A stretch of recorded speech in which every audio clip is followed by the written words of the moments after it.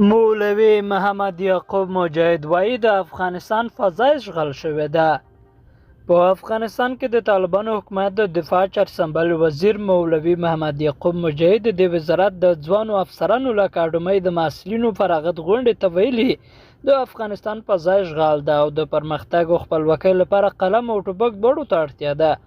نوموړي زیاته کړه، نن زموږ او ستاسو فضا اشغال ده، زه هم ورته ګورم، ته هم ورته ګورې. وزیران، قوماندانان، د قلو اردوګانو قوماندانان او ټول په رڼو سترګو ورته ګورو، خو هیڅ مو هم په واس نشته. هغه په خپلو خبرو کې د پوځ پر مسلکیتوب، تجهیز او په عصري وسایلو او ټکنالوژۍ د سمبالولو ټینګار کړی چې باید کار ورته وشي. ښاغلي مجاهد وویل، ډېر د خواشینۍ ځای دی چې په تېرو 100 کلونو کې د افغانانو ترمنځ د یوې مرمۍ د جوړولو وړتیا نه ده پیدا شوې. ټول پوځي وسایل تیار راوړل شوي او افغانانو ته ورکول شوي دي. زه باید خپله د هر څه وکړم، خپله فضا په خپل لاس کې واخلم. مولوي محمد یعقوب تازه فارغ شویو سرتېرو دا سپارښتنه کړې چې په پټو سترګو د ده په ګډون د هېچا اطاعت ونه کړي.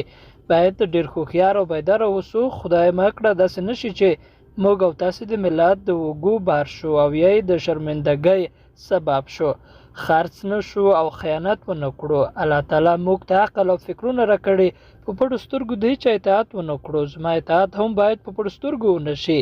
باید وکتل شي چې دا څوک دی، څه یې کړي او اوس یې اراده څه ده. هغه دغه راز ویلي، د دفاع وزارت پر تشکیلاتو یې کار روان دی چې تر ډېره حده منظم شوي دي. مولوي محمد یعقوب مجاهد وړاندې تر دې د طالبانو د نظام پایښت د ملت د مشروع غوښتنو له پوره کولو سره تړلی بللی و او ویلي و چې هېڅکله باید تکبر او غرور ونه کړي. په هر وخت کې باید د ملت مشروع غوښتنو ته لبیک ووایي او هڅه وکړو چې دا ملت په ځان باندې راټول کړو. لیدونکو له ملتیا مننه، ښاد شئ.